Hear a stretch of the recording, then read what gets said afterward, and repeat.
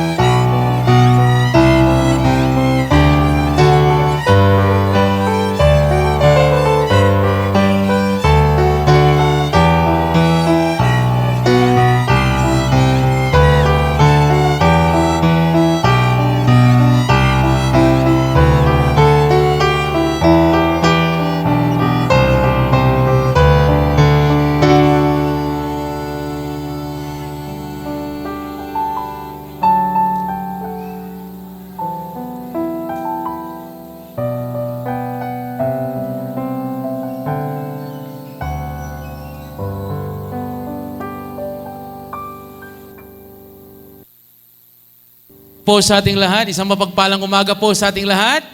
Good morning! Welcome po sa ika-11 anibersaryo ng Fortress Baptist Church at kami po ay nagagalak na kayo po ay ma-welcome sa umagang ito. Pwede niyo po bang ngitian ang inyong katabi at maaari po bang kamayan niyo na rin po ang kanilang mga kamay at sabihin niyo good morning. Amen? Good morning. At tayo po ay nandito upang gawin ang isang bagay ang itaas at purihin ang pangalan ng ating Panginoong Jesucristo. I believe kayo po'y nabigyan po ng mga hymn booklets para po sa ating mga awitan at pag-aawitan ngayong umagang ito. At tayo po'y tumayo, tayo po'y umawit para sa Panginoon. Sundan po natin para po sa unang awitin, Si Kristo'y Nagliligtas. Amen. Sabay-sabay po natin awitin, Si Kristo'y Nagliligtas. On the first stanza, now ready, sing. Narinig ko ang sigaw, siya'y nagliligtas. Ibalita sa lahat, siya'y nagliligtas. Sa lahat ng kinapan, ang balita'y ihayag. Si Kristo ngayon buhay, siya'y nagliligtas. And verse, Si Kristo'y nagliligtas, o ipagsigawan. Sa bundok man o dagat, ay ipagsigawan. Sa madlang nalilingat, at lipos kasalanan, si Kristo'y nagliligtas, o ipagsigawan. Last verse, Iyanigin buong lupa sa lakas ng awit, na si Kristong dakila ay Diyos ng pag-ibig. Makasalanan nga ba, tingin ang kanyang tinig, halina lumuluwa, kay Jesus lumapit. Yan po ang mensahe ng araw na ito. Tayo po ay nagbubunyi, hindi dahil naka-11 taon na po ang Fortress Baptist Church. Tayo po ay nagbubunyi at nagsasaya sapagkat si Kristo Jesus hanggang ngayon ay nagliligtas pa rin. Okay, tayo po ay magsimula sa panalangin. Hilingin ko ang bawat tao na pumikit at yumuko at tayo po ay dumulog sa Diyos sa panalangin. Dakila po namin Diyos, makapangyarihan sa lahat. Maraming salamat po dahil kayo po o Diyos ay nasa aming kalagitnaan. Maraming salamat din po Panginoon sa pagpapahintulot po ninyo na makarating po dito ang aming mga mahal na bisita, ang aming tagapagsalita, at maging mga miyembro ng Fortress Baptist Church. Amin pong sinasangguni sa inyo Panginoon ang araw na ito sapagkat wala po kaming magagawa kung wala po kayo. Panginoon, kayo po ang sumuri Panginoon ng aming mga puso. Dalangin din po namin na ikaw po rin ang kumausap ng bawat kaluluwa, bawat puso, Panginoon, na makakarinig ng mabuting balita sa umagang ito. At maging sa nakakapakinig at naaabot ng sound system na ito. Nawa, Panginoon, ay sila ay kausapin po ninyo gamit po ang inyong makapangyarihang salita. Panalangin namin ang bawat pag-aawitan ay makapagbigay luwalhati at papuri sa inyong dakilang pangalan. Minsan pa, Ama, humihingi kami ng kapatawaran sa aming mga nagawang kasalanan at mga pagkukulang. At hindi po kami makakalimot, Panginoon, na ibibigay po namin sa inyo lahat ng kapurihan at lahat ng pasasalamat. At dalangin din po namin, Lord, na ikaw po humawak ng ulan sa araw na ito. Dalangin po namin ang magandang panahon, tuyong panahon, Panginoon, upang sa ganon ay kami magsasama-sama dito sa covered court na ito at kami maghihiwalay pansamantala na kami po ay mga tuyo, Panginoon. Maraming salamat po sa katagumpayan na inyo pong ihahatid sa araw na ito. Ito na po ang aming samo at team na panalangin sa pangalan ni Jesus. Lahat ay magsasabi ng Amen. Tayo po ay manatiling nakatayo sa ating pag-aawitan ng ikalawang awitin. Ating pong awitin, Dugo ni Jesus ang panlunas. Ating pong awitin, Dugo ni Jesus ang panlunas. Ready, sing. Ibig mo bang sasalay lumaya? Dugo ni Jesus ang panlunas at pagtagumpayan ng masama. Dugo ni Jesus ang lunas. Ang panlunas ay kanyang dugo. Ang dugo ni Jesus, tanging lunas ay kanyang dugo. Ang dugo ni Kristo Jesus. Second verse. Sa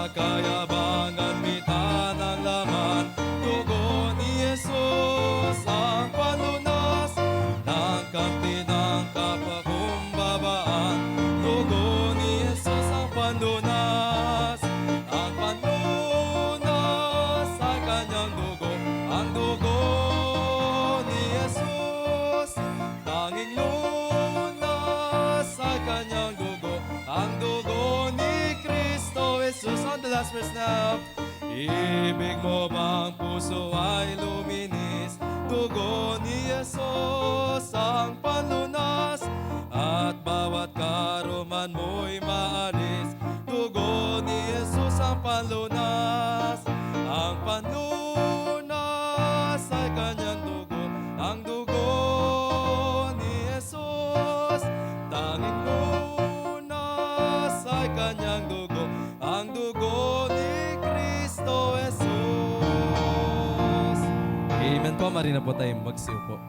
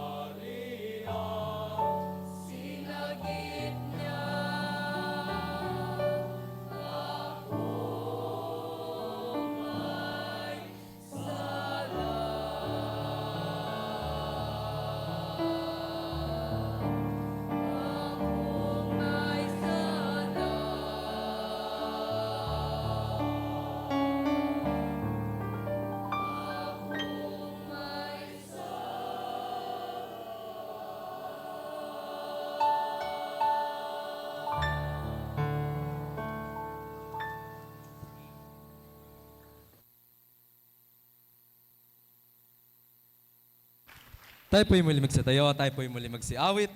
Ating pong buksan ating mga hymnals. At ating pong awitin, Doon sa Krus. Ating pong awitin, Doon sa Krus. On the first stance now, ready, sing. Tunay dugo'y itinigis ng haring nagtitis. Buhay niya'y sadyang inalis ng taong bulisik. Doon sa krus, liwanag ay namasdan at ang tigib kong puso'y naibsan. Doon ko natanggap aking katubusan, masaya ako kailan paman. Dahil ba sa aking sala, siya'y nahirapan. Sa awang walang kapantay, pag-ibig niya'y tunay. Doon sa krus, liwanag ay namasdan at ang tigib kong puso'y naibsan. Doon ko natanggap aking katubusan, masaya ako kailan paman. Third verse, ang puso ko'y hinugasan ng dugo niyang mahal, at sa kanya ihahandog ang buhay kong buhay. Last verse, doon sa krus, liwanag ay namasdan at ang tigib kong puso'y naibsan. Doon ko natanggap aking katubusan, ako'y masaya kailan paman. Amen po, marina po tayo magsiyo po. Amen. Masaya po ba kayo sa umagang ito? Okay, pag masaya kayo, pwede bang sumugot kayo ng malakas na amen? Ha? Masaya po ba kayo sa umagang ito? Kami po'y labis na masaya. No? Uumapaw po ang aming kasiyahan sapagkat ang Panginoon ay dumidinig ng ating panalangin. No? At sasabihin ko po sa inyo, kayo po ay sagot sa aming panalangin. At ito po'y patunay na ang Diyos po ay tapat sa kanyang salita. No?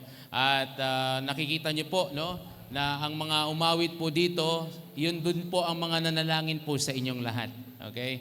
Hindi man namin alam, no, kung ano man ang pinanggalingan natin bago tayo pumunta dito, pero isa lang ang nalalaman namin. Kailangan natin makapakinig ng salita ng Diyos. No? May amen po ba yun? No? At ako po nga po pala si Pastor Ken Saavedra. Ako po ang pastor ng Fortress Baptist Church. At ikinagagalak po namin kayong makasama sa umagang ito. Bigyan po natin ng palakpak ang Panginoon, no? At of course, sa umaga pong ito, bago po tayo magpatuloy sa ating programa at pananambahan, ay gusto lamang po nating bigyang pagkilala ang mga panauhin at ang mga bisita na nandito. Of course, hindi na po natin mabibigyan ng panahon na maisa-isa ang ating pangalan, ano? Babanggitin ko na lamang po ang inyong pangkat o grupo o kung saan kayo nanggaling. At I believe meron kayong mga wristband sa inyo at yan din po ang magiging pagkakakilanlan po ninyo sa umagang ito. No? At unahin po muna natin siguro, no, yung ating mga kasamahan mula sa PNP, Special Action Force, no? Mula po sa pangunguna ni Police Major General Mark Pespes. Ano po, sa umagang ito, nagpadala po siya ng mga kawani mula po sa ating Special Action Force. Pari po bang tumayo lahat ng ating mga kawani sa Special Action Force? Palakpakan po natin sila ng malakas. Amen. Maraming salamat po at makakaupo na po kayo. Tayo po ay nagpapasalamat din sa Panginoon sapagkat tayo po ay may mga bisita, no? Sa umaga ito, dalawa po ang pinanggalingan ng ating mga bisita, Laguna po at Cavite. No, parang pastor 4A tayo dito, ano? Ito ang puwersa ng 4A, ano? Pero ang ating tagapagsalita po ay nagmumula pa po sa Calatagan, Batangas, no? Kaya tayo po ay pinapalakas natin ang presensya, no, ng Region 4A sa umagang ito, no? Well, welcome po muna natin, no, ang kasamahan, isa sa mga members ng ating tagapagsalita sa umagang ito. Welcome natin si Brother Michael. Brother Michael, palapakan po natin. Amen? Thank you, Brad. Salamat. And of course, atin pong i-welcome ng mainit ang ating tagapagsalita. I-welcome po na, introduce po natin siya maya-maya lamang. Pero gusto ko pong ipakilala siya sa inyo. Siya po ang pastor ng Luksuhin Baptist Church sa Calatagan, Batangas. Okay? At siya rin po ang president ng Calatagan Christian Academy. Welcome po natin, palakpakan natin, Pastor Jerome S. Peralta. Amen. Maaari po ba sa registration, makuha ko yung ating listahan para po sa ating mga, sa ating numbers, no? Well, welcome muna natin sa umagang ito ang mga nakakulay green. Na mahirap bang ma-identify yung mga naka-uniform? Hindi naman yung mga halos naka-uniform na yan, maliban sa SAF, no, ay mga members po natin sa Fortress Baptist Church, no. Patayuin ko po muna yung mga members ng Fortress Baptist Church. Ayun po sila. Patayuin po natin, palakpakan po natin ang mga members ng Fortress Baptist Church. Amen. Okay, so sa oras pong ito, tayo po ang ating pong numero ay we have a total of 247. Ito pa lang po tayo, no? Mamaya may mga paparating pa po at hindi pa po natin sinama ang mga members ng Fortress, no? We praise the Lord for 247 visitors sa umagang ito. Amen? Napakabuti po ng ating Panginoon. Welcome din natin, no, ating kilalanin yung mga nagbiyahe pa ng General Trias. Tayo nga po, yung team forwarders. Ayan, tayo po, huwag po kayo ayan, palakpakan po natin na malakas, no? Galing pa po ng General Trias Cavite. Maraming salamat, no? Alam kong bumangon kayo ng maaga. Maraming salamat sa inyong pagpunta dito. Okay? At hindi i-welcome ang team Strivers, yung color blue, patayuin natin, color blue, ayan, patayuin natin, amen, very good. Nagtatanong sila, nasan kaya yung color blue? Ayan, salamat po, at patayuin din po natin ang team goers, color green, tayo po, ayan, palakpakan po natin. Ayan, very good. At last but not the least, ang team movers, yellow team. Ayan, palakpakan natin. Amen? Wow, alam nyo, maraming salamat sa inyong pagpunta po dito and maraming salamat din, no, sa punong barangay ng ating barangay na tayo po ay pinasiyahan at tayo pinahintulutan na makagamit din, no, na of course ng Homeowners Association ng St. Francis 14. Doon po sa may bandang dulo, doon po ang ating church. No, gustuhin man po natin na doon tayo magdiwang ng ating anniversary, pero hindi po tayo kakasya doon, no? Pero tayo nagpapasalamat that God was able to do wondrous things today. Amen?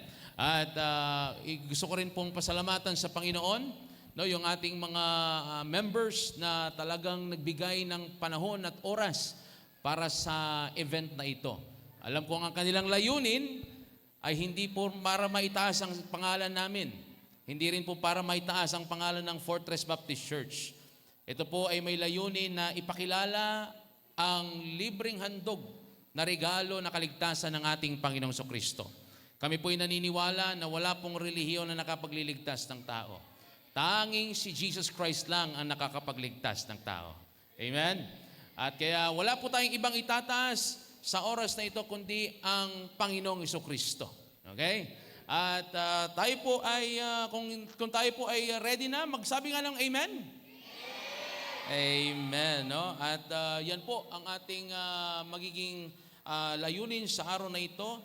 No? At tawagin ko ang ating mga ushers para po sa offering ng ating mga members. Kung kayo po hindi member ng aming church, hindi po kayo obligadong magbigay. Ito po ay para sa aming mga members, no? At mga mananampalataya na nais maging blessing sa oras na ito. Okay?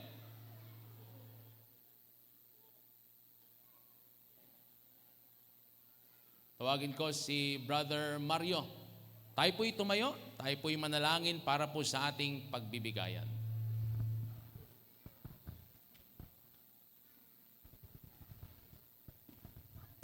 Ganda umaga po sa lahat. Tayo po yung mukha. Manalangin po tayo sa ating pagbibigayan. Amang banal sa langit, salamat muli Lord. Pinagtipon niyo kami rito. Alang-alang sa inyong kapangyarihan at pangalan po pa sa umagang ito na mapurihan ka namin at mag-aral ng inyong salita. Ama, dadako po kami sa pagbibigayan ng bawat isa. Pagpalain niyo po makapagbigay at hindi makapagbigay. Yan po naghanap buhay, bigyan mo sila hanap buhay, Panginoon, upang sa ganon ay magamit ng magamit po sa church at makapagbigay po ng sa bawat pangangailangan po sa church amang banal. Salamat sa bawat isa, salamat sa inyong kapangyarihan na kayo po ay mabigyan ng kalawalatian o Diyos sa umang ito sa aming pagbibigayan. Ikaw po ay pinapasalamatan namin sa pangalan ni Jesus, aming Diyos at tagapagligtas. Amen.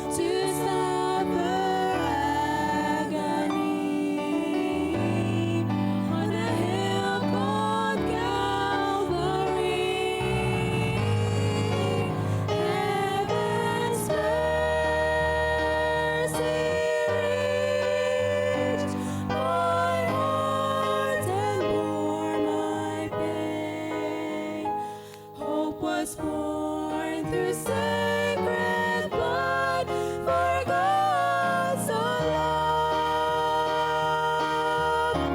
for God so loved, for God so loved.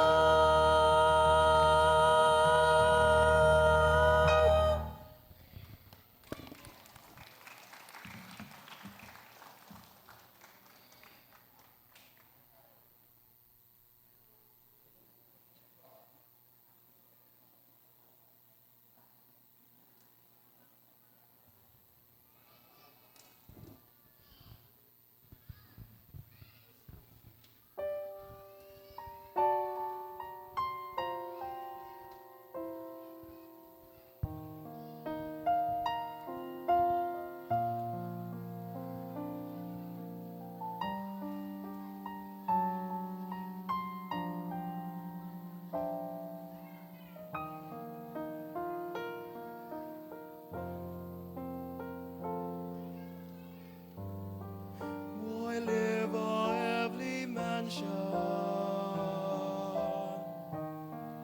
Why choose a simple stall? Why wander poor and homeless? The King and Lord of all. Why heal a lonely beggar? Why cause the blind to see? The light of all creation, shining there for me. It was for me He cried, for me He died, for me shed His blood upon a tree. It was for me He came, for me He came, for me, oh praise His name. It was for me.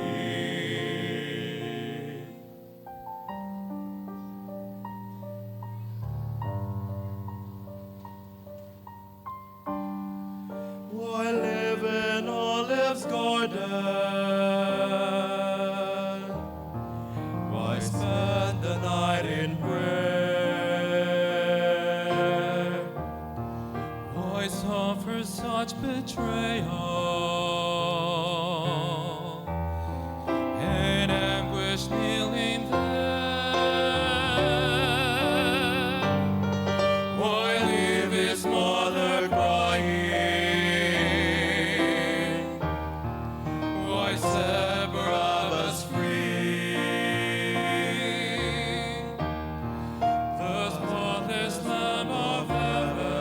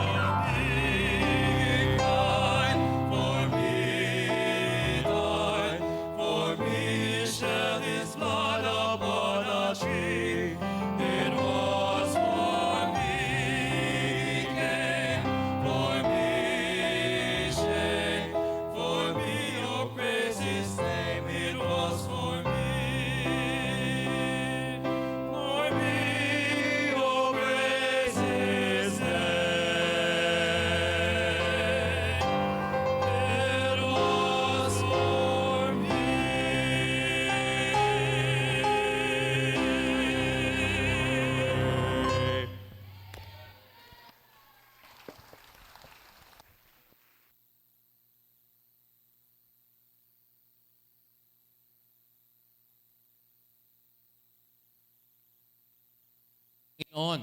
No? It was for me He died. Dahil po sa atin pala, kaya namatay si Jesus Christ. No?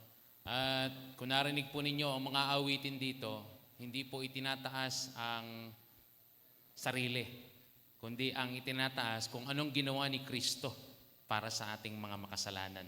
Well, yan naman po siguro ang ating pinunta dito. No? Kung hindi natin alam, ito po ay tinatawag na evangelistic service, kung saan we want to share with you the good news of Jesus Christ. Po, hindi po ang pagiging Baptist ang magliligtas sa atin. Hindi po ang pagiging Baptist ang magdadala sa atin patungo sa langit. At maya-maya lamang po, makakapakinig po tayo ng mensahe mula sa salita ng Diyos.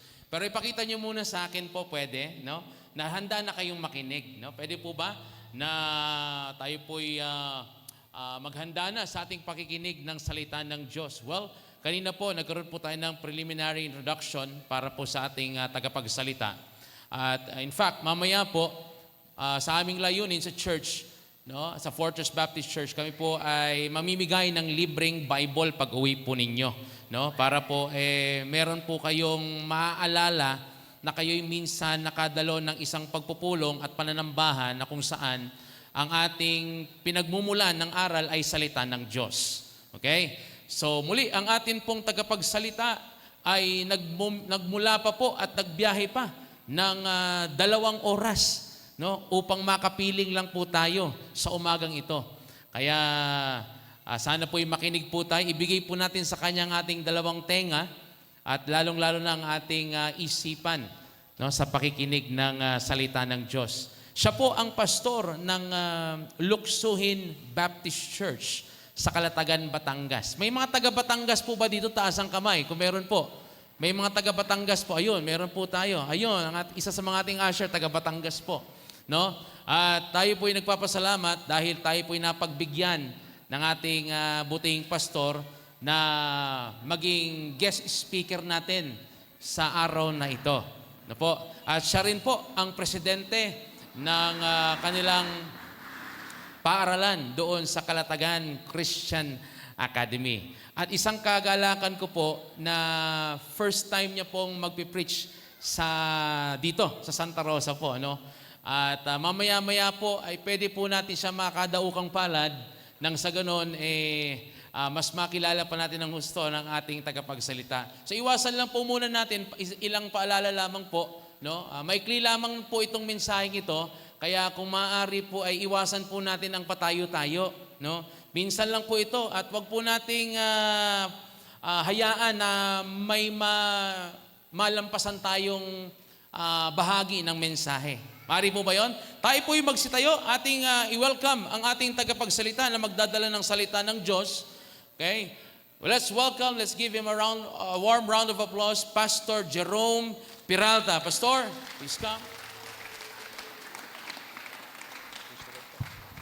Salamat po. Maaari na po kayong magsiupo.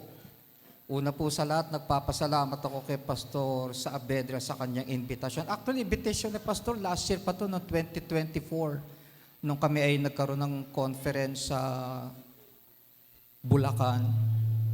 Kasi bihirang-bihira na po ako talagang tumatanggap ng invitation dahil po sa kalagayan ng aking kalusugan. Napaka-erratic po kasi ng aking blood pressure. Kahit ako po ay nakaupo lang, pumapalo siya ng 160/140. Kaya hindi na po talaga ako pwede mag-long drive. Kaya nagpapasalamat ako kay Brother Michael na sinamahan niya ako dito. Kasi una sa lahat, hindi ko alam kung paano makakarating dito eh. Kaya nagpapasalamat ako kay Brother Michael Tagibaw na nag-provide siya ng transportation para sa akin. Bagamat ako po ay nagpapastor sa Calatagan, Batangas, sa Luksuhin, ako po ay batang Laloma. Pero pinanganak po ako sa Baclaran, malapit sa Redemptorist. Halos lahat kami 8 magkakapatid doon pinanganak, maliban lang doon sa bunso. Napalipat kami sa Laloma nung bago nagdeklara ng martial law si Apo Presidente Marcos Sr.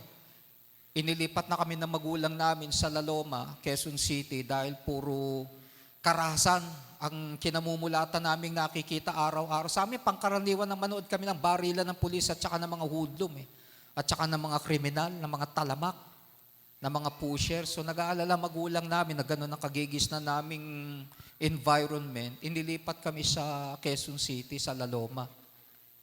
Nung bago nagdeklara ng martial law si Apo Presidente Marcos Sr.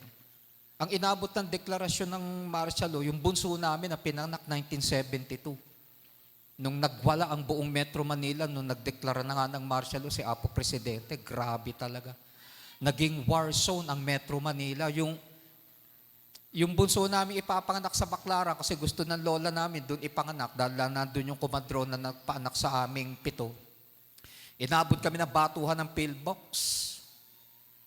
at Molotov cocktail sa sentro ng Metro Manila na talaga nagkabasag-basag ang windshield, bintana ng salamin ng bintana ng taxi. Akala namin hindi kami aabot ng buhay sa Baclaran pero biyaya naman ng Diyos na isilang yung bunso namin. Kaya doon na kami lumaki sa La Loma. Napapunta po ako ng Batangas 1987. At doon na po ako nagpapastor hanggang ngayon. Pero ako po ay laking La Loma. Pakiusap ko lamang po, kasi sabi nga ni Pastor Ken, na magiging maikli lamang po at direct to the point ang aking mensahe. So pakiusap ko lang po, bawasan po natin yung unnecessary movement. At makinig po tayo maigi. Mabuti na lang sinabi ni Pastor sa Abedra na evangelistic itong ating mensaheng papakinggan. Kaya minagaling ko pong dalhin yung aking Tagalog Bible. Para marinig natin ang pagbabasa ng talata sa sarili nating wika. Kasi iba pa rin yung pagkakaintindi mo kapag sarili mong lingwahe ang mapapakinggan mo. So ang pakiusap ko lamang po, para maintindihan natin maigi at hindi masayang po yung effort ninyo na kayo ay pumunta po rito. Makinig po tayo maigi.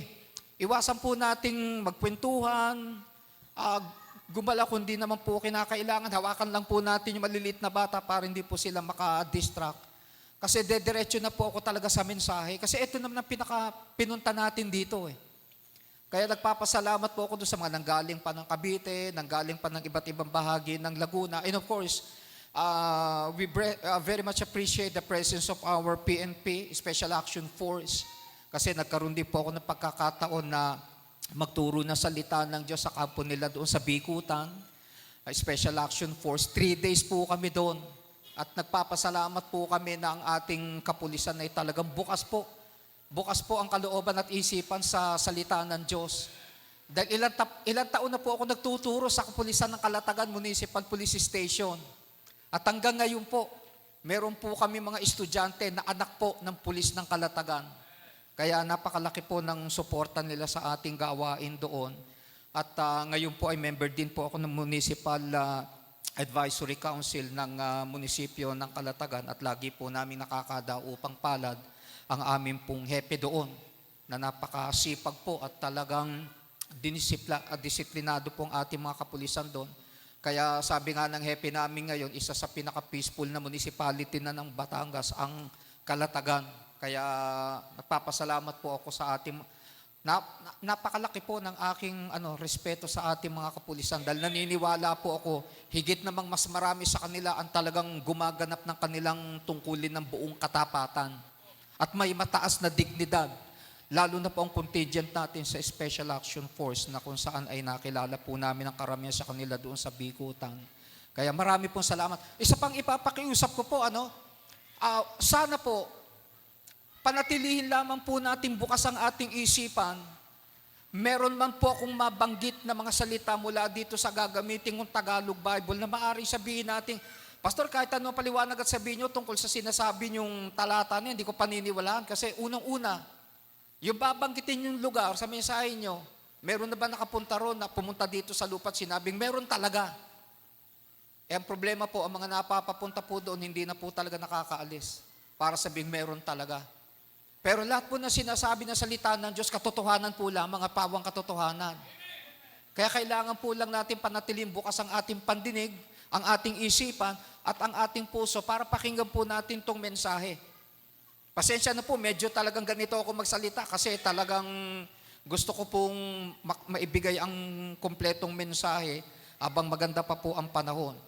Pakinggan niyo po itong talatang babasahin ko mula sa Tagalog ng King James Bible. Sabi po rito, may isang mayamang lalaki. Nakadamit siya ng kulay ube. Ito, para itong suot ko, kulay ube. Now, Pastor, kailangan pa ba sabihin kung ano kulay na suot ng mayaman lalaki? May kahulugan po yun. Noong panahon na yon, kapag ang isang tao ay nagdadamit ng ganung kulay, hindi basta-bastang tao to. Prominenteng tao to sa kanilang lipunan. At sila lang talaga ang inaalaw o pinapayagan na magsuot ng ganung klase ng tela at kulay para ma-indicate na hindi basta-basta to. Kasi una pa lang sinabi na rito sa talatang 19 ng Lucas 16, may isang mayamang lalaki. So sinabi na agad doon, derecha na, mayaman to. Kaya ang suot nito ay kulay ube at maselang tela, hindi basta-basta. Namumuhay siya sa karangyaan araw-araw. Siyempre, mayaman, namumuhay ng karangyaan araw-araw. At meron din namang isang pulube na ang pangalan Lazaro. Teka mo na, Pastor, bakit yung pulube, sinabi pangalan? Bakit yung mayaman, anonymous? Pinangalanan din lang naman ng Panginoon yung pulube, ba't hindi pa sinabi ang pangalan ng mayaman? Mamaya malalaman nyo kung bakit. Kung bakit hindi sinabi ng Panginoon at hindi niya tinuko yung pangalan ng mayamang lalaki, samantalang yung pulubi, sinabi niya ang pangalan Lazaro. Ito daw pulubing si Lazaro ay puno ng galis. Hindi basta-bastang sugat ito, galis ito. Talagang direkta na sinabi ng salita ng Diyos, hindi lang ito basta yung malilit na sugat, galos, kamot, galis ito. Tapos sabi niya rito, inilalagay itong pulubing si Lazaro sa tarangkahan ng bahay ng mayaman lalaki. At naghahangad siya na mabusog man lamang ng mga mumo, hindi multo mumo, yung mula sa, o tira-tira, na nahuhulog mula sa pagkainan ng mayaman lalaki. Sabi sa talata, ngunit maging ang mga aso ay lumalapit sa pulubing si Lazaro at tinihimuran ang kanyang mga galis. Nakakaawa, no? Sa sobrang hina niya, hindi niya na kayang tabuyin yung mga asong dinidilaan yung kanyang mga sugat. Pasensya na po, etong sabi na salita ng Diyos Direkta to Nangyari nga na ang lalaking duka na si Lazaro, na isang pulube, namatay. Siguro, Pastor, dahil sa infection, ano? Oh. Siya ay dinala ng mga anghel sa piling ni Abraham.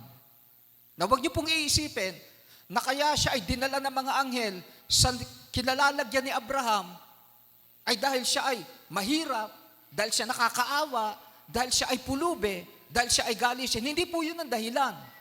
Kasi ang nangyari dito, namatay din naman yung mayamang lalaki at inilibing.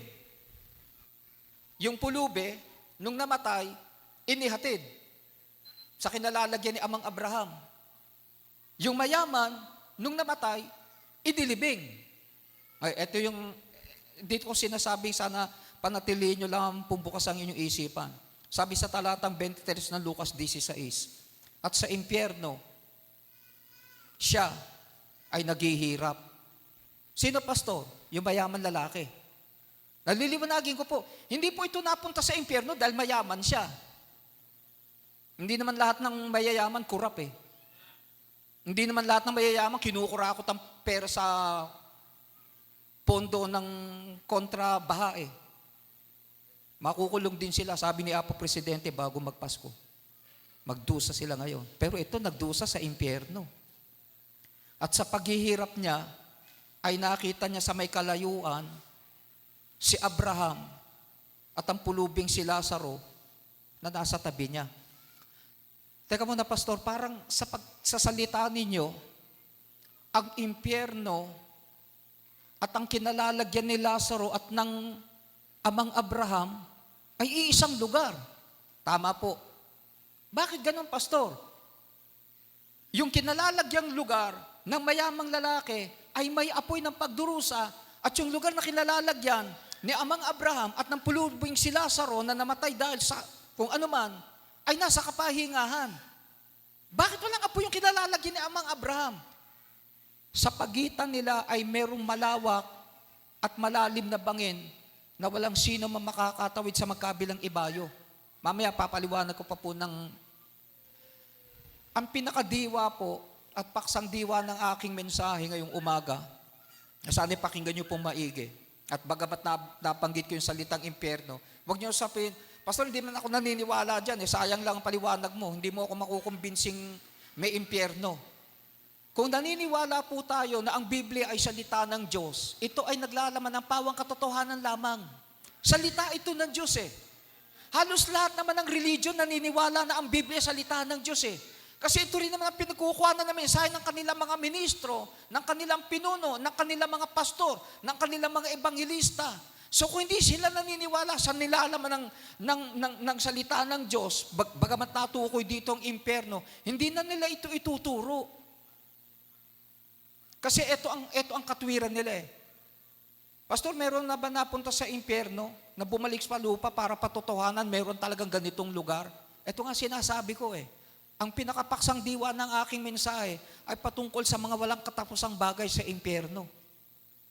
Sa totoo lang mga kaibigan at mga kapatid, lahat ng bagay na meron sa impyerno wala nang katapusan. Walang hanggan, walang katapusan. Ang unang sinasabing walang katapusang bagay sa impyerno ay walang katapusang paghihirap. Walang katapusang paghihirap. Sabi po uli sa talatang 23, at sa impyerno, siya ay naghihirap. At sa paghihirap niya ay natanaw niya sa may kalayuan at doon ay nakita niya si Abraham at si Lazaro na nasa tabi niya. Ang unang walang katapusang bagay sa impyerno ay ang walang katapusang paghihirap. Anong pinaghihirap nila doon, Pastor? Yung matinding apoy ng impyerno. Wala namang laman na impyerno sa alam natin kundi apoy eh. Hindi ba natutupok, Pastor, ang katawan ng napupunta doon? Yun naman saklap doon. Walang katapusan ng paghihirap sa impyerno. Wala din katapusan din na lang lagabdab ng apoy. At hindi rin napupugnaw ng apoy ang katawan ng sinumang napupunta roon. Yun ang matindi roon. Kasi nasabi ko po sa inyo, sa mga nakikinig, maging sa mga nakikinig sa kanila mga tahanan, naabot ng tinig ng aking pangangaral, ang unang walang katapusang bagay sa impyerno ay ang walang katapusang paghihirap. Walang katapusang paghihirap. Grabe yun. Teka muna, Pastor, hindi ba ito'y kwento lang ng Panginoong Isus? Hindi po. Hindi po porke sinabi kong ito ay kwento galing mismo sa bibig ng Panginoong Kristo. Kwento lang talaga to. As in, kwentong kotsero, nakapupulutan ng aral. Hindi po. Ito ay base sa aktual na pangyayari. Yan ang unang dahilan kung bakit hindi niya binagit ang pangalan ng mayaman lalaki. Kasi totoong nangyari ito. Eh bakit pinangalanan niya yung pulube? Malamang. Kaya pinangalanan ng Panginoon yung pulube ay sapagkat una, wala na itong nabubuhay na kamag-anak. At pangalawa, kaya niya naman pinangalanan ang pulubing si Lazaro dahil napunta naman ito sa magandang kalagayan sa piling ni Abraham. Teka po muna, Pastor, liwanagin niyo nga muna. Sa pagkakaintindi ko sa pagbabasa niyo ng mga sunod-sunod na talata, lumalabas na yung kinalalagyan ni Amang Abraham at ang kinalalagyan ng mayamang lalaki ay nasa iisang lugar pero iisa ang kondisyon. Magkaibang kondisyon. Ang kondisyon ng mayamang lalaki, pinuntahan niya, ay puro paghirap dahil sa apoy na hindi namamatay. Ang kinalalagyan ni Abraham, same place, ay lugar ng kapahingan. Bakit nasa isang lugar sila sa ilalim ng lupa? Ito pong paliwanag niyan. Nung bago mamatay sa krus ang Panginoon Kristo para tubusin tayo sa ating mga kasalanan, nung bago siya mabuhay na maguli, nung bago siya bumalik sa piling ng kanyang Ama sa langit, ang kinalalagyan ni Abraham ay nandoon din. Magkahiwalay nga lang. Ito ay napapagitna ng isang napakalawak at napakalalim na bangin para wala nang po pwedeng lumipat doon sa kinalalagyan ni Amang Abraham kung siya ay napapunta doon sa impyerno. At ang sino mang magliligtas, ang sino mang nakikilala niya na napunta sa impyerno, na nandoon sa lugar na kapahinga sa piling ni Abraham, hindi na rin po pwedeng mag-rescue na nasa kabila. Ang laki ng pagitang bangin. Imposible na. Mga kaibigan na mga kapatid, ang una kong tutukuyang walang katapusang bagay sa impyerno. Doon, walang katapusan ng paghihirap. Grabing kawawa ang mapupunta roon. Pangalawa, ang isa pang walang katapusang bagay sa impyerno, walang hanggang pagmamakaawa. Mahigit 2,000 taon na ang nakakalipas simula nung mamatay ang mayaman lalaki. Hanggang sa ngayon, humingi pa rin siya ng awa. Hindi na sa Amang Abraham, kundi sa Diyos na. Sa Diyos Ama sa langit. Nagmamakaawa siya. Ano sinasabi niya sa talatang 24? Tumawag siya ng malakas na tinig, Amang Abraham, maawa ka sa akin. Ang mga napupunta po sa impyerno ay nakakaranas ngayon ng walang katapusang pagmamakaawa. Pastor, hanggang sila magmamakaawa habang buhay na yun. Kung sinasabi niyong walang forever, excuse me, meron kayang forever. Forever ang paghihirap, forever ang pagmamakawang napupunta doon. May forever kaya. Kawawa sila doon. Yung mayamang lalaki, may 2,000 taon na nagmamakaawa.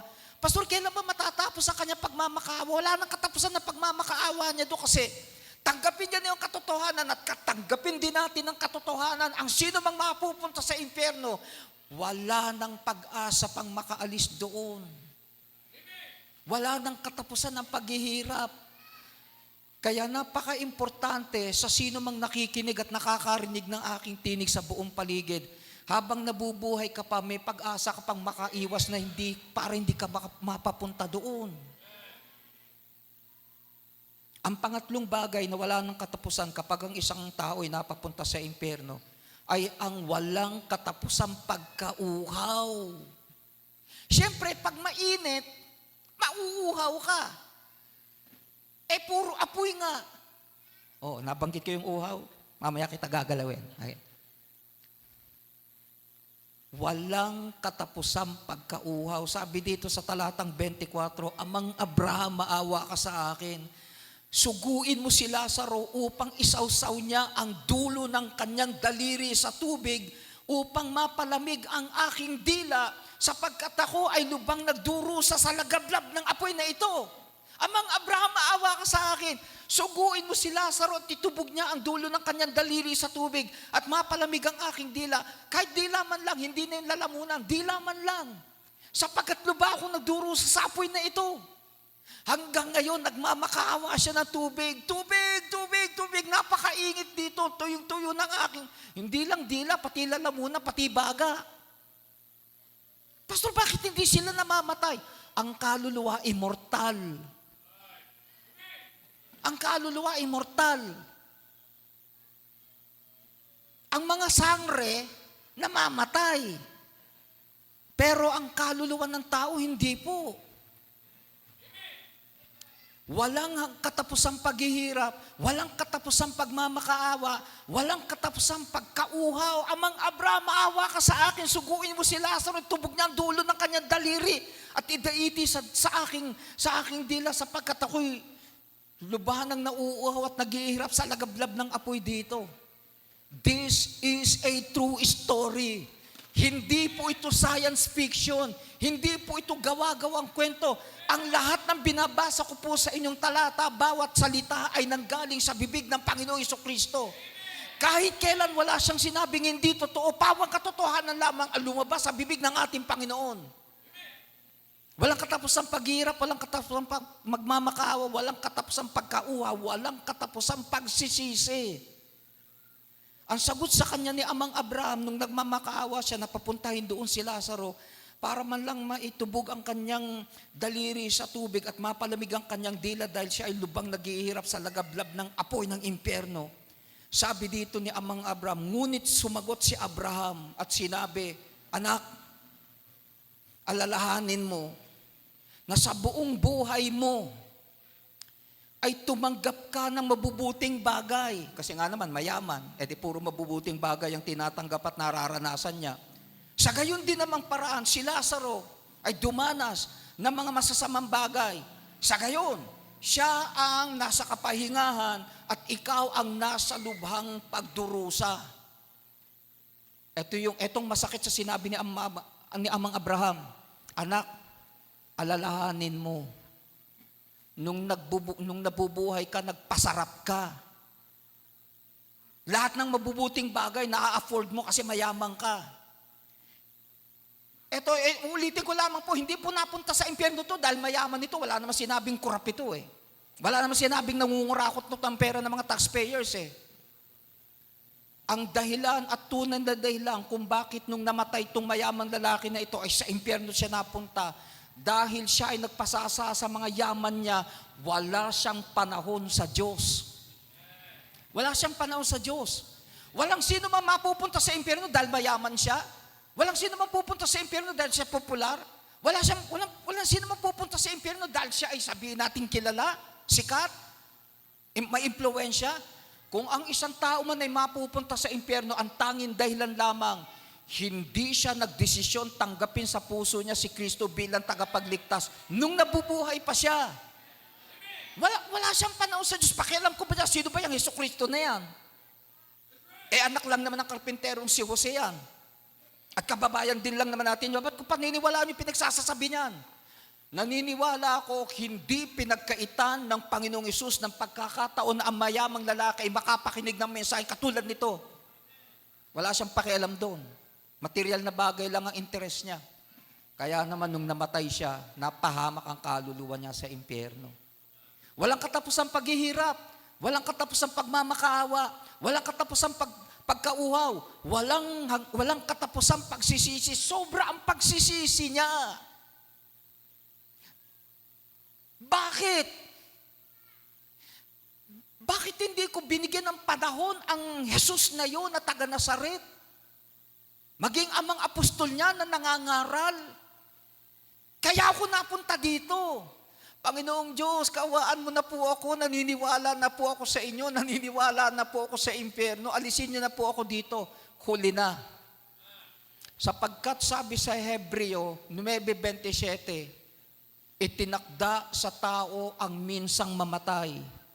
Pagkatapos nito ay ang paghuhukom. Ang tanging pag-asa ng sino man sa atin na makaiwas na mapunta ang ating kaluluwa sa impyerno ay ngayon. Sabi ni Apostol Pablo, ito na ang araw ng iyong kaligtasan. Ito na ang pagkakataon mo na magdesisyon. Pag namatay ka, wala na. Ay hindi, aasa na lang ako na ipapanalangin nila ang kaluluwa ko para unti-unting maugasan ang aking kasalanan at mailipat ako sa langit. Walang ganong sinasabi ang Bible. Sorry po. Sa impyerno, walang katapusan ng paghihirap. Sa impyerno, walang katapusan ng pagmamakaawa. Sa impyerno, walang katapusan ng pagkauhaw. Sa impyerno, walang katapusan ng pagsisisi. Sobra ang pagsisisi niya. Bakit hindi ako Bakit hindi ako nagbigay ng panahon? Bakit hindi ako naniwala? Bakit hindi ko siya sinampalatayanan? Wala na, sorry ka na lang, sir. Kaya yung happy namin noon, linggo pa lang ng gabi, pastor, tatawag na yan. Pastor, tuturo ka bukas sa ating kapulisan. Lahat, pati naka-off duty. Umaten kayo ng turo ni pastor para sa kabubuti nyo ito. Isipin nyo, pastor, yung happy namin, INC yun. Sabi nga ng mga kapulisan ng Kalatagan, pastor, hindi ba si Hepe ay INCO? Bakit hindi ministro pinagtuturo niya? Tanungin niyo si Hepe kung bakit. Tinanong nila, Hepe, di ba kayo INC? Bakit Baptist pastor ang pinagtuturo niyo? Sapagkat alam ko, nagtuturo sila ng Bible. Kaya makinig kayo.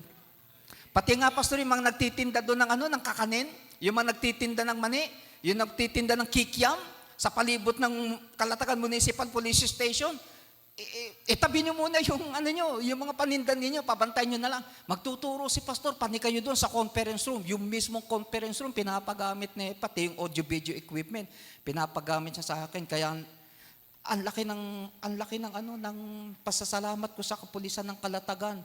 Na hanggang ngayon, mga anak sila, pastor, na nag-aaral sa school natin sa Kalatagan.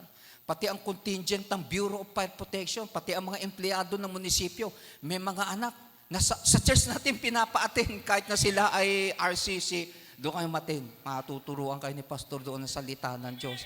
Kasi sabi nga ni Pastor Ken, hindi naman po yung relihiyon namin at ang pangalan ng aming simbahan at tinataas namin dito, hanggat maaari nga, iniiwasan namin banggitin yon.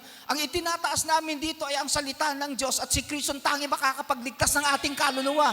Siya at tangi lang. Sinasabi ng Panginoon Kristo sa 1:14-6, ako ang buhay, ang katotohanan at ang daan. Ako ang daan, ang buhay at katotohanan. Walang sino man makakaparoon sa Ama sa langit kundi sa pamamagitan ko. Kung hindi ka kay Kristo dadaan, hindi ka rin makakarating. Hindi ka makakarating. Hindi uubra doon ang Waze at saka Google Map. Sabi ng Panginoon Kristo sa English, I am the way, the truth, and the life. No man comes to the Father except through me. Not through religion, Not through being religious, but only through Christ. Sabi ng tagapamahala ng bilangguan sa Pilipos, sabi niya kay Apostol Pablo, Sirs, anong kailangan kong gawin upang ako'y maligtas? Napakalinaw na sagot ni Apostol Pablo sa tanong ng tagapamahala ng bilangguan sa Pilipos. Manampalataya ka sa Panginoong Hesus at maliligtas ka. Manampalataya ka sa Panginoong Hesus. Hindi niya sinabing magpabautismo ka. Hindi niya sinabing magpamiyembro ka sa ganitong religious group. Hindi niya sinabing magbigay ka ng limos sa mga mahirap. Hindi niya sinabing gumawa ka ng kabutihan. Ang sagot ni Apostol Pablo napakalinaw doon sa tanong niya na ano po ang kailangan kong gawin upang ako'y maligtas. Ang sagot ni Apostol Pablo, manampalataya ka sa Panginoong Hesus, maliligtas ka. Siya lang ang tanging daan. At panglima at panghuli, sa impyerno ay mayroong walang katapusang pag-aalala. Pastor, sino pa aalalahanin? Nandun na nga siya. Ito ang pangatlong dahilan kung bakit hindi pinangalanan ng Panginoon yung mayamang lalaki. Alam niyo bakit? Meron pa siyang 5 kapatid na lalaking nabubuhay na nakatira sa bahay ng kanilang ama. Ano naman ang ibig sabihin nun? Kayo kaya ang makabalita na ang kapatid nyo, ayon sa salaysay ni Jesus, na si Jesus na taga Nazaret, ay nagdurusa ang kaluluwa sa impyerno. Masakit tanggapin yun. At baka nila ang Panginoon, tatanga mga apostol. Grabe kayo, alulupit nyo. Ba't yung sinasabi ng kapatid namin na kamamatay na kalilibing lang, ay nandun ang kaluluwa sa impyerno, nagdurusa. Kaya hindi niya pinangalanan. Tingnan nyo, ito yung ibig sabihin, babasahin ko yung talata. Sinabi niya kay Amang Abraham, kung gayon, hinihiling ko na lang sa iyo, Ama, na suguin mo si Lazaro. Patay na si Lazaro, nandun na siya sa paraiso, sa tabi ni Abraham. Ang pakiusap ng mayamang lalaki, kung gayon, hinihiling ko na lang sa iyo, Ama, na suguin mo si Lazaro sa bahay ng aking ama. Sapagkat ako ay may 5 pang kapatid na lalaki. Ini-specify na talaga. Meron pa akong 5 kapatid na lalaki na nakatira sa bahay ng tatay namin. Suguin mo si Lazaro doon upang mabigyan sila ng babala na magkagayon ay wag silang mapunta dito sa dakong ito ng pagdurusa. Nag-aalala siya. Worried siya dun sa 5 niyang kapatid na lalaking nabubuhay pa na nakatira sa bahay ng tatay niya. Masyado naman detalyado yung information. Parang nga naman, hindi na maligaw si Lazaro. Pero ito ang sagot ni Amang Abraham. Sinabi ni Abraham doon sa mayamang lalaki, ang isinulat ni Moses at ng mga propeta at ang tinutukoy doon ay ang Bible, ay nasa kanila. Hayaan mong sila ay makinig doon. O tingnan nyo kung ganong kaimportante ang pakikinig ng pangangaral ng salita ng Diyos. Etong ibig sabihin mga kapatid, sabi ng mayaman lalaki, Amang Abraham, ito na lang pakiusap ko. Kung hindi na ako makakaalis dito habang buhay, baka naman po pwedeng suguin mo na lang si Lazaro sa bahay ng tatay ko. Malamang, Pastor, alam ni Lazaro bahay ng tatay nila. Kasi meron pa akong 5 kapatid na lalaki. In-specify niya, 5 lalaki nakatira sa bahay ng tatay ko. Para kung sakali man pumayag si Amang Abraham na pablikan ang kaluluwa sa lupa, madali niya mahahanap. Nag-aalala ako na baka dito rin sila mapunta. Pastor, may chance kayang doon din napunta yung mga kapatid niya kung hindi rin sila nakinig sa pangangaral ng Panginoon at ng kanyang mga apostol tungkol sa tiyak at tanging paraan ng ikaliligtas ng kaluluwa ng isang tao. Pero kung iaasal ng mga kapatid niya ay katulad din ng inasal niya at inugali niya na walang pakialam, hindi ako maniniwala dyan, ay sama-sama na sila doon. Yun ang pinakamasakit. Pag nagkandamatay na yung 5 niyang kapatid ng mga lalaki, tsaka pati tatay niya, ba't pati kayo napapunta rito? Nandito na nga ako, bakit pati kayo dito pa rin lumagapak? Hindi ba kayo nagbigay ng pagkakataong pakinggan na pangangaral ni Jesus? Ay, malay ba namin na totoo itong lugar na ito? Yun ang dahilan kung bakit hindi niya pinangalanan yung mayamang lalaki kasi meron pa itong nabubuhay na 5 kapatid. Kayo kaya yung limang kapatid ng mayamang lalaki, tapos malalaman ninyo na yung kamamatay nyo lang kapatid na kalilibing pa lang ang kaluluwa, nagdurusa at sinusunog ang kaluluwa doon sa impyerno. Masakit yun. At hindi lang kayo masasaktan, mapupuno kayo ng galit. Grabe kayo ha. Sinasabi yung kaluluwa na aming kapatid ay nagdurusa doon sa impyerno. Pero yun ang katotohanan eh. Yun ang katotohanan. Alam nyo nung minsan, Sabado nangyari ito, Pastor, merong isang ministro ng isang malaking relihiyon. Destinado siya sa lokalidad ng Kalatagan. Sabado na umaga, pumunta sa amin.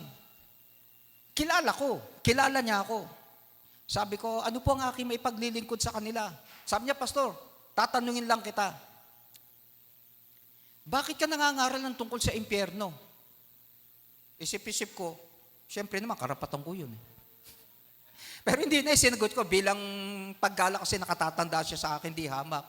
Pero nagulat lang ako ibig sabihin, pumunta tong ministro na ito, pumunta tong tao na ito, para lang tanungin ako kung bakit ang lakas ng loob ko mangaral ng tungkol sa impyerno. Ito ang malinaw ko sagot, Sir, ang dahilan kung bakit tinuturo ko po ang tungkol sa impyerno ay sapagkat ito'y tinuturo ng Biblia.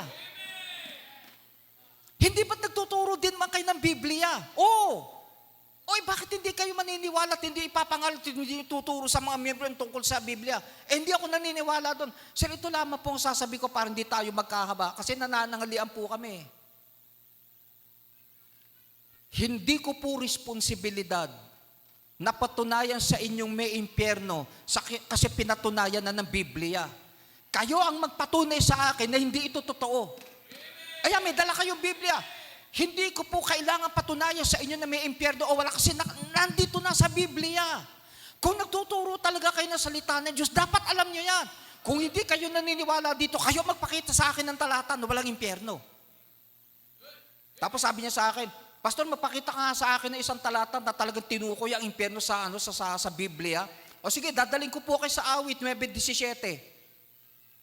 At ang mga kasalanan at ang mga tumalikod sa Diyos ay mapupunta sa impyerno. Ay, tingnan niyo po, kayo ang bumasa. Baka sabihin niyo, dinadagdag ako, binabawasan ko. Humingi kayo sa akin ng talata, direktang tinuko yung salitang impyerno. Ayan po, Awit 9:17. Sinners will go to hell. Ayan. Kaya sabi ko, eto lamang po ang aking idadagdag po kung inyo pong mamarapatin. At huwag nyo pong ikagagalit. Ang ipinag-aalala ko po sa kalagayan ninyo ay mamatay kayo na hindi kayo maniniwalang may impyerno. Eh bakit ko na may pag-aalala at po problemahan nyo kung di nga ako naniniwala doon? Ito po ang aking dudugtong eh. Hindi porke sinabi nyo hindi kayo naniniwala doon ay hindi na nga totoo. Ito lang ang nakakalungkot. Kapag ipaggigiitan ninyo ang paniniwalang walang impyerno at namatay kayo na yun ang paniniwala ninyo at doon kayo mapupunta, tapos lang usapan. Bakit man sinabi yan? Kasi kung doon lang kayo maniniwala, pag nandun na kayo, huli na. Wala na. Wala na babaguhin ng Diyos. Panginoong Diyos, naniniwala na po ako, totoo pala, impyerno, nagkamali po ako, tinatanggap ko ang aking pagkakamali. Kahit magmakaawa ka, wala nang babaguhin ng Diyos, itinakda sa taong minsang mamatay. At pagkatapos nito ay ang paghuhukom na. Pastor, ibig po sabihin ba hanggang ngayon yung mayamang lalaki nandun pa rin? Nandun pa rin.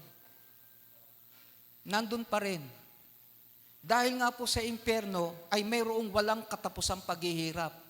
Sa impyerno ay mayroong walang katapusang pagmamakaawa. Sa impyerno ay mayroong walang katapusang pagkauhaw. Sa impyerno ay mayroong walang katapusang pagsisisi. At sa impyerno ay mayroong walang katapusang pag-aalala. Sabi ni Moses sa kanila, nasa sa kanila ang salita ng Diyos, yun ang kanilang pakinggan.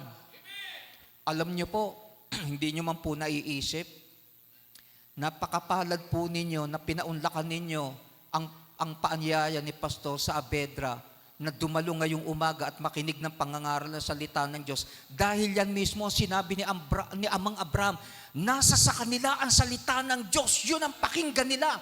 Sapagkat nandito ang kaalaman ng tunay na parang kung paano makakaiwas ang pagpunta ng kaluluwa natin sa impyerno.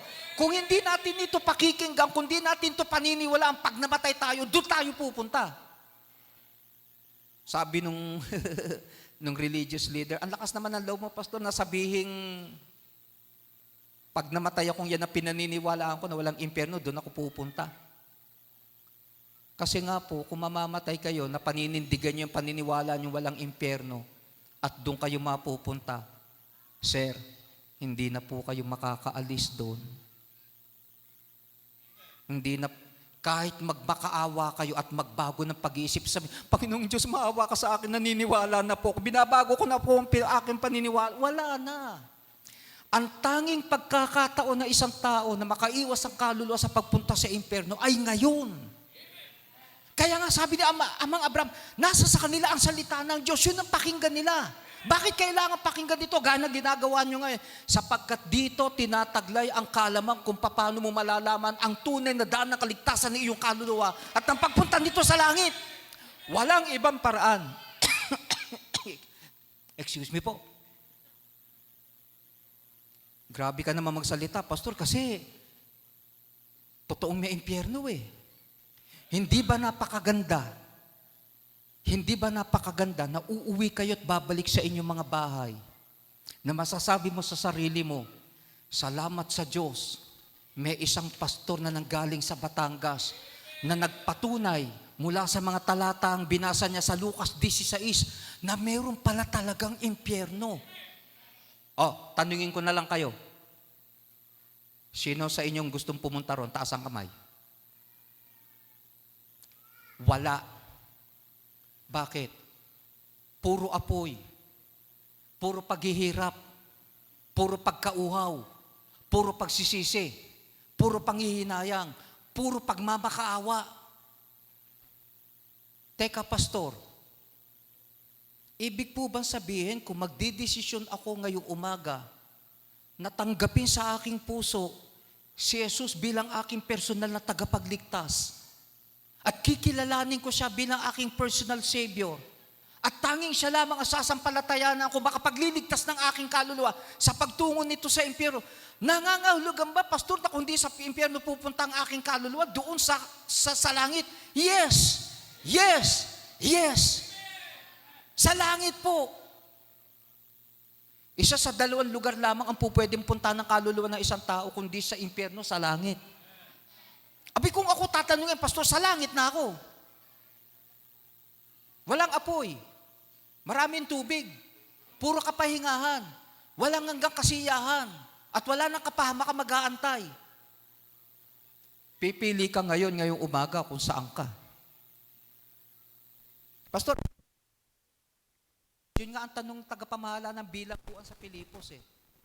Nung nalaman niya, ang 2 bilanggong pinababantayan sa kanya ay mga mangangaral, mga pastor. Sinabantalan niya na yung pagkakataon. Sir, ano po ang kailangan kong gawin upang ako po'y maligtas? Grabe ang linaw na sagot ni Apostol Pablo. Manampalataya ka sa Panginoong Hesus, maliligtas ka. Maliligtas saan, pastor? E di sa pagtungo nga ng kaluluwa sa impyerno. Alam niyo, pastor, nag-street preaching ako one time sa Caloocan, sa 11th Avenue. Hindi covered court, talagang kalsada lang. Kasama ko si Pastor Estefona, 2 lang kami. Evangelistic team kami, 2 lang. Siya nagse-set up ng equipment. Ako magpipreach. Tumungtong lang ako sa case ng soft drink. Ito rin ang mensahe ko tungkol sa impyerno. Ay, nagsara ang kalsada. Pinasara na ng barangay kasi napuno na ng tao. Pastor, walang upuan. Tayuan, kaya sabi ko, bibilisan ko na kasi baka mapagod sa inyo katatayo. Pambira, lahat ng bintana sa mga bahay sa paligid nagbukas. Dumungaw ang mga nakatira doon. Etong hindi ko inaasahang mangyari, pastor, na hindi ko naman ni-request na gawin nila eh. Ang po ng nais tumanggap kay Jesus bilang tagapagligtas ay sumabay lamang po sa aking gagawing panalangin. Kasi sabi sa Roma, Kabanatang 10, Talatang 13, ang lahat ng tumatawag sa pangalan niya ay maliligtas. Everyone that calls upon the name of the Lord will be saved. Ang lahat ng tatawag sa pangalan ng Panginoon, maliligtas ang kaluluwa. Kaya sabi ko, kung nais niyo po magdesisyon na tumawag sa pangalan ng Panginoon para siya, anyayaan niyo pumasa sa inyong puso bilang tagapagligtas. Sabayan lamang po ako sa panalangin. Ang hindi ko inaasang gagawin nila, Pastor, lahat ng mananalangin, nagsiluhod doon sa kalsada. Lahat, bata, matanda, bata, lalaki, kung ano man ang kasarian. Bihira. Tapos nung nilid ko sila sa panalangin, dumadagundong ang panalangin ng mga... Kasi nakumbinsi sila na talagang kung totoong may impyerno, ayokong mapunta doon. At kung ang tanging paraan para makaiwas ang kaluluwa na magdusa doon sa impyerno, abay tatanggapin ko siya sa puso ko bilang tagapagligtas at kikilalanin ko siya bilang tagapagligtas ngayon at magpakailanman. Grabe, talagang dinig na dinig yung panalangin ng lahat ng... Wala rin screen, walang setup. Talagang solid preaching lang ng tungkol sa impyerno mula sa Lucas 16. Ngayon, ito na pong pinaka-importanting bahagi. Ang inyong pagdidesisyon. Kasi sabi ni Apostol Pablo, ito na pinakamagandang pagkakataon na kayo ay magdesisyon para sa kaligtasan ng inyong kaluluwa. Huwag niyong palampasin itong pagkakataon na ito. Kasi hindi tayo ang may hawak ng buhay natin. Baka hindi natin pagkalipas lang ng ilang oras o ilang minuto, saan ka dyan, nabundol ka, nabaril ka, nasaksak ka. Kung mangyari sa iyo na hindi ka nagdesisyon, wala akong pakialam kung sino yung nagsasalita na, kung ano sinabi niya galing sa Biblia, mananatili ako naniniwala, hindi ako naniniwala sa impyerno, naku, lagot ka. Mapapahamak ang kaluluwa mo sa impyerno. Gusto mo bang gayahin yung nangyari sa mayamang lalaki? Huwag, kasi may pagkakataon ka ngayon eh. So ito po gagawin natin. Hinihiling ko po sa pagkakataong ito na ang lahat po ng nakinig, bata o matanda, at lahat ng nakapakinig sa buong paligid, kung po pwede lamang po, ay magyuko ng ulo ngayon. Every head's bowed, every eyes closed. Huwag po kayong tumingin sa akin kasi gagabayan ko po kayo sa panalangin. Darito po, pakiwakan lamang po yung mga bata. Pakinggan nyo po maigi, ito na pinaka-importante. Ito na pinaka-critical na bahagi. Okay, pakinggan nyo po itong aking sasabihin. Napakinggan nyo ang pagpapatunay na talagang may impyerno. Puro pagdurusa, puro paghihirap, puro pagmamakaawa, puro pagsisisi, puro pag-aalala, puro panghihinayang. Hindi mo kailangang danasin yun.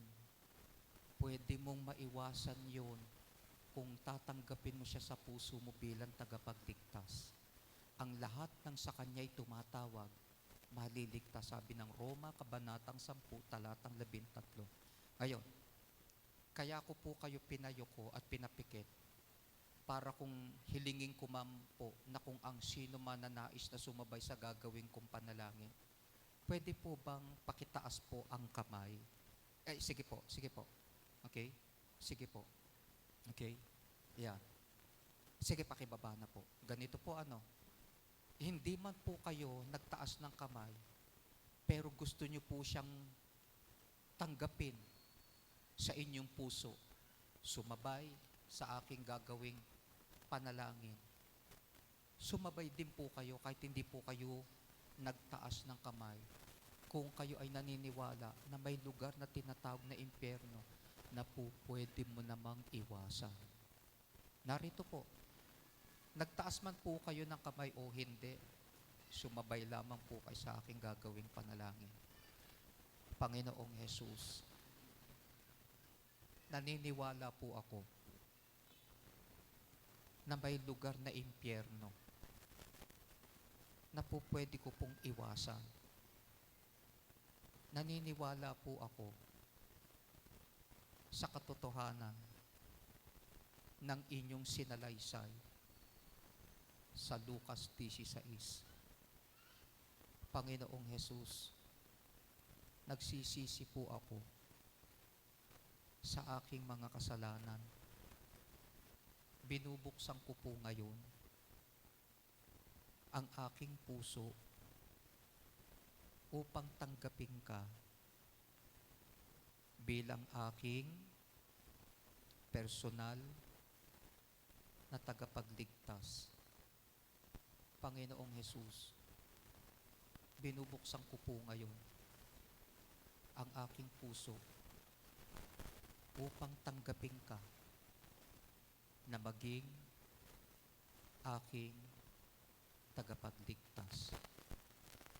Salamat, Panginoon, sa iyong pagpapatawad sa aking mga kasalanan, sa pag-aalay mo ng iyong buhay upang ako'y tubusin sa aking mga kasalanan at sa pagpasok mo sa aking puso upang aking maging tagapagligtas. Ito po ang aking panalangin sa tanging makapangyarihang pangalan ng aking Panginoon at ngayoy tagapagligtas na si Jesus.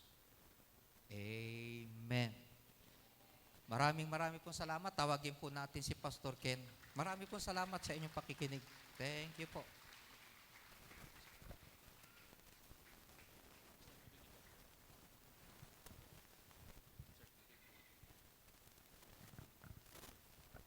Amen. Sino pong pinagpala sa umagang ito? Raise your hand. Itaas po ang iyong kamay. Amen. Praise God. Itaas niyo pa. Amen.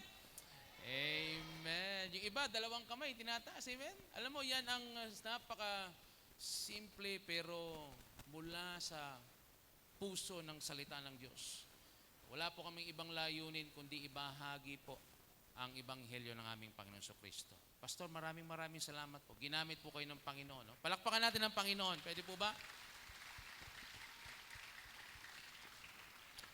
Amen. At tayo po ay nagpapasalamat sa inyong pagpapaunlak ng aming paanyaya. No?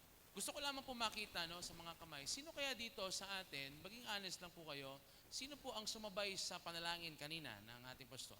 Amen? Amen. Sino po ang tumanggap sa ating Panginoon Kristo sa umagang ito? Raise your hand.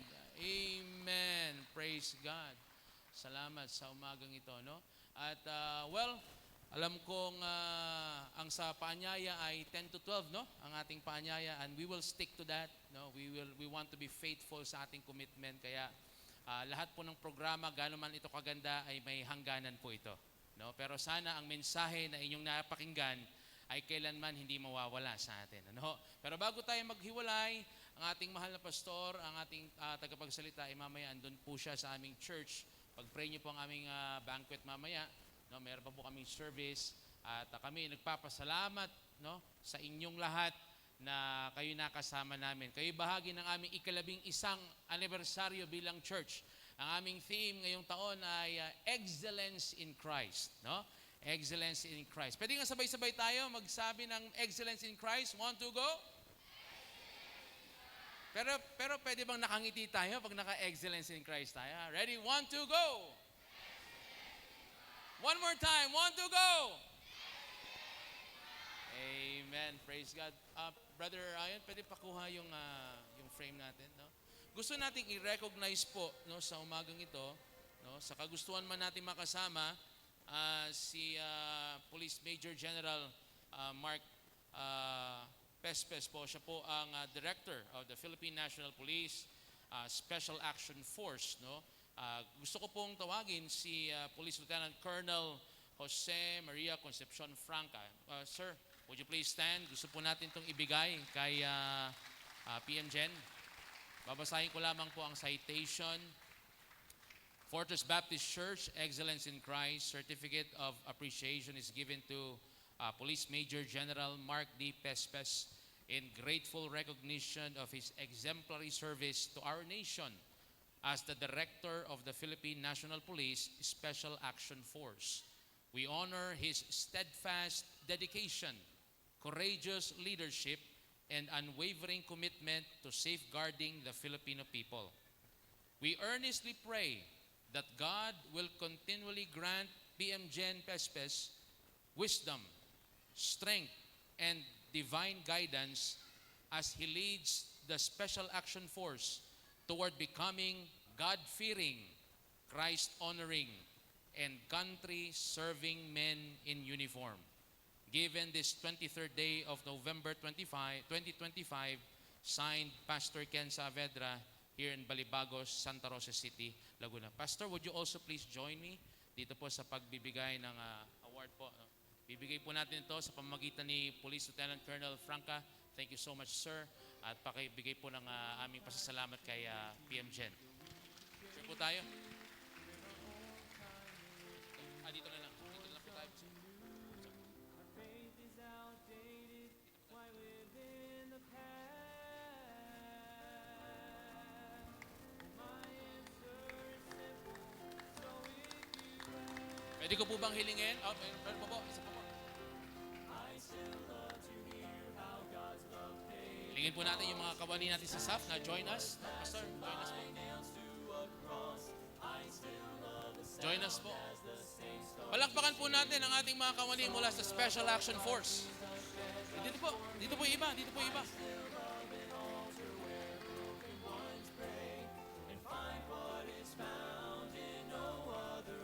Sila po ang mga ilan sa ating mga kawani na nagbigay ng kanilang buhay para sa ating bansa.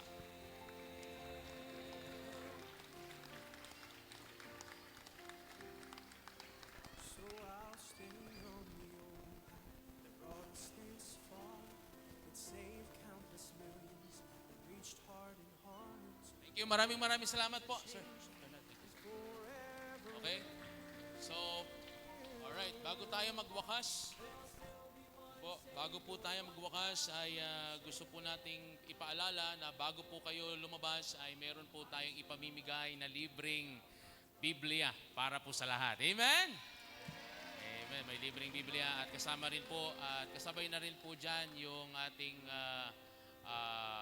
pagkain, yung pack lunch. Doon na po sa inyong jeep ibibigay yung pack lunch. Okay po? At muli, no, maraming salamat po habang nag-aantay po tayo ng ating jeep. Sir Marco, pwede ba tayo mag-picture? No? Pwede ba yon? Is it possible? Kahit saan, sir.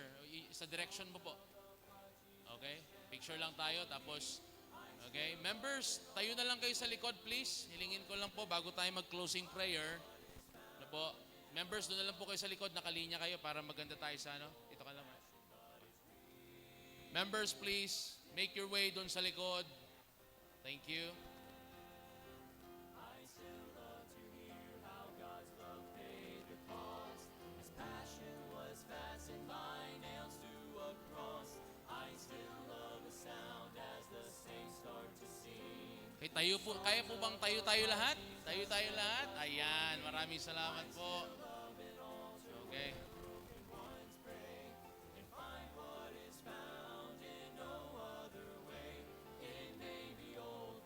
But it's real still.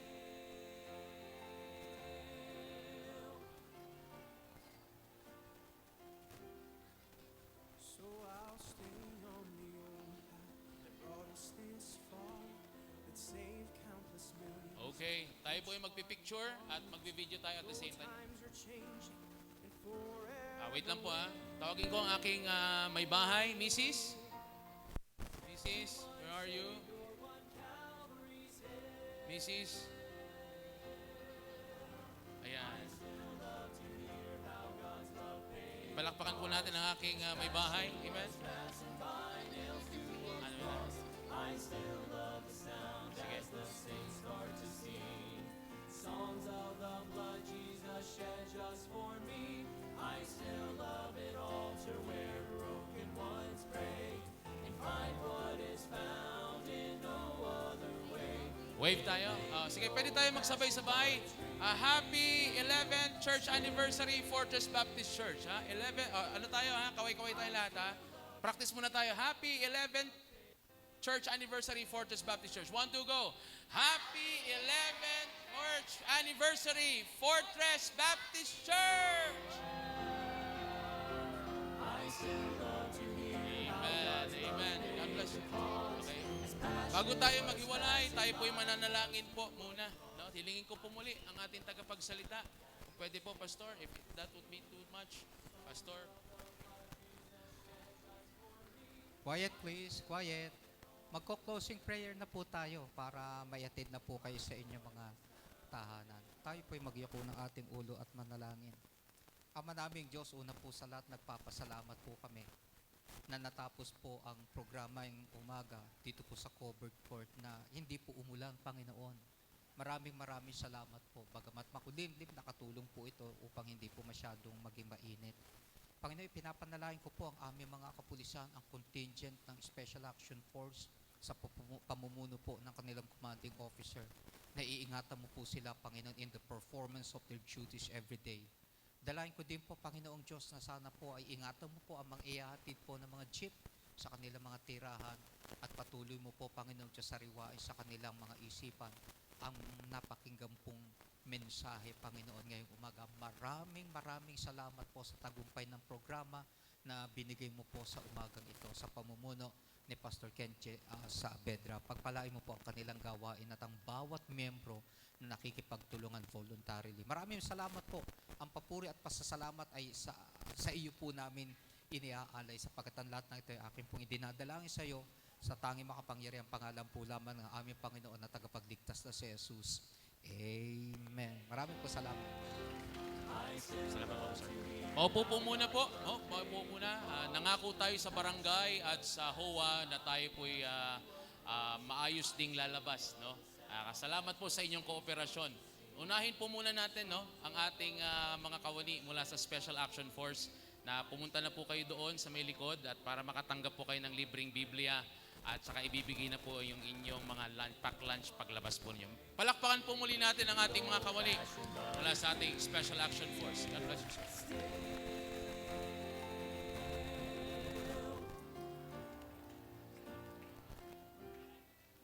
So I'll stay on the old path that brought us this far, that saved countless millions, that reached heart and heart. Although times are changing and forever will, There'll still be one Savior, one Calvary's hill. I still love to hear how God's love paid the cost, as passion was fastened by nails to a cross. I still love the sound as the saints start to sing songs of the blood Jesus shed just for me. I still love an altar where broken ones pray and find what is found in no other way. It may be old-fashioned, but it's real still. I still love to hear how God's love paid the cost, as passion was fastened by